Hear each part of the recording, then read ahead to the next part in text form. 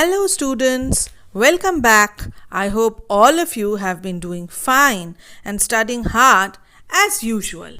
Well, today I have come back again to share another story with you.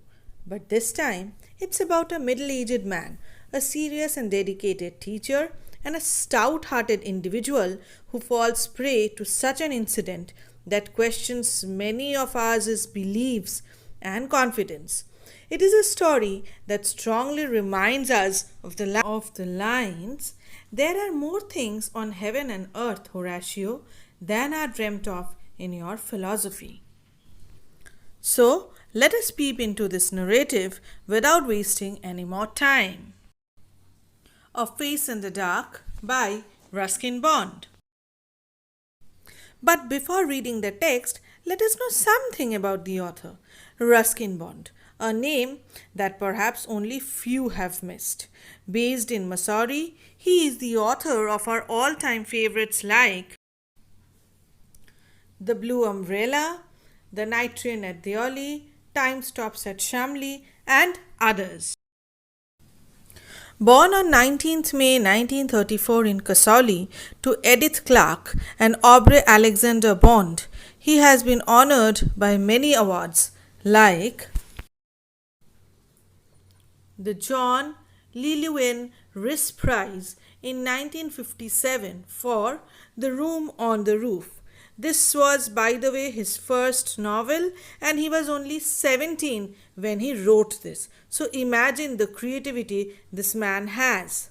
Then he was awarded the Sahitya Academy Award in 1992 for Our Trees Still Grow at Dehra.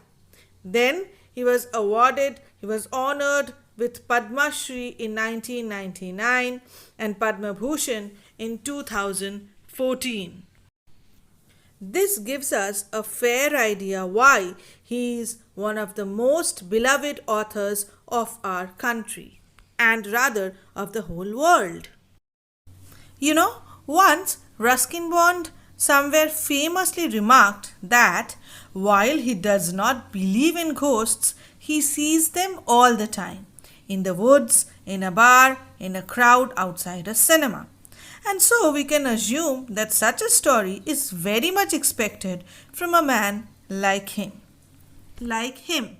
Now, this story was first published in A Face in the Dark and Other Hauntings, which was a collection of stories of the supernatural by Ruskin Bond. So, let us read the text now to feel the thrill.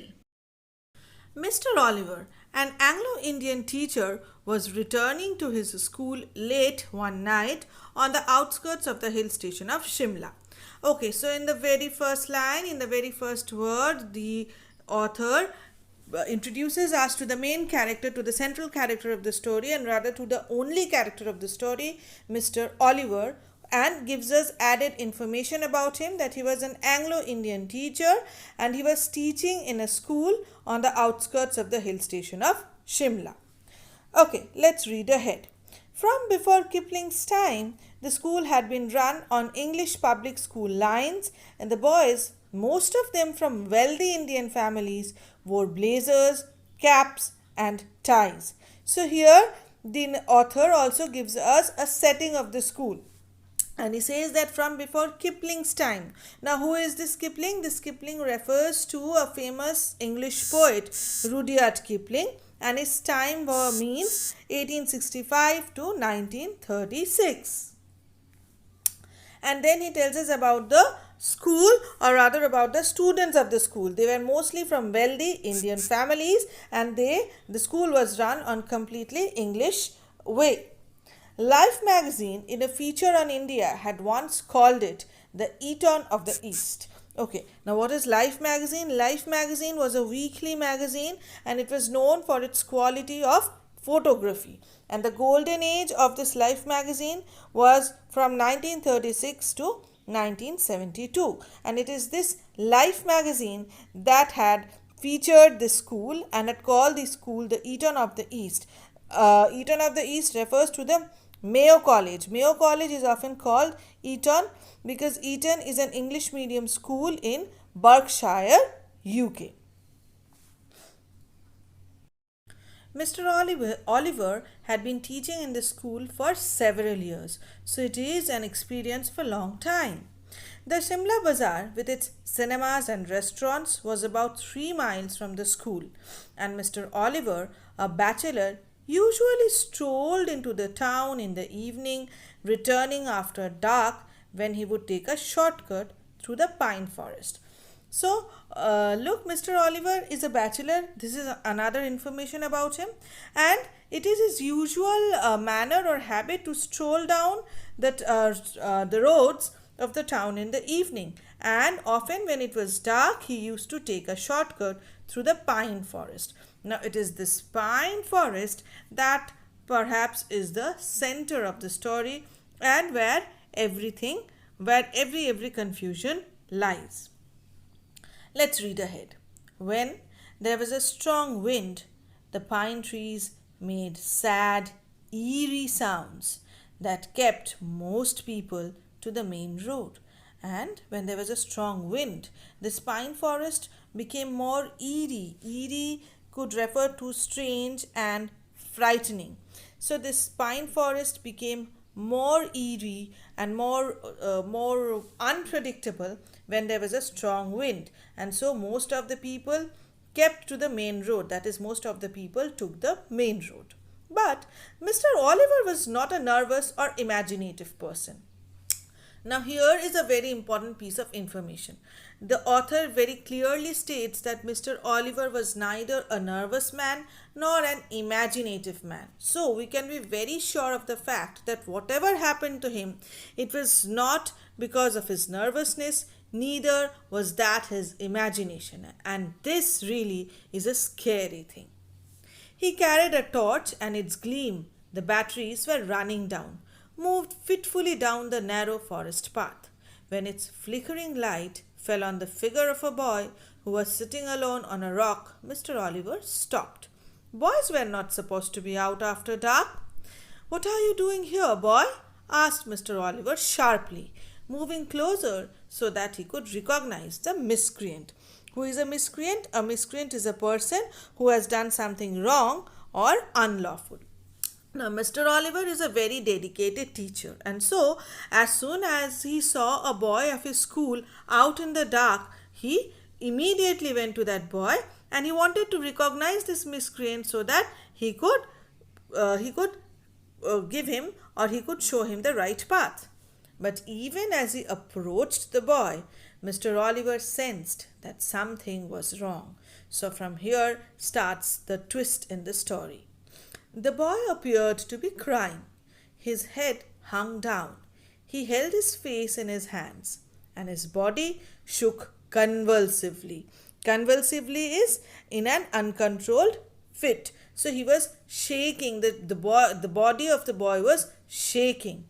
It was a strange, soundless weeping, and Mr. Oliver felt distinctly uneasy. So, as he started approaching the boy, the soundless weeping, which is again a very strange thing to happen, disturbed Mr. Oliver, and he already started feeling uneasy.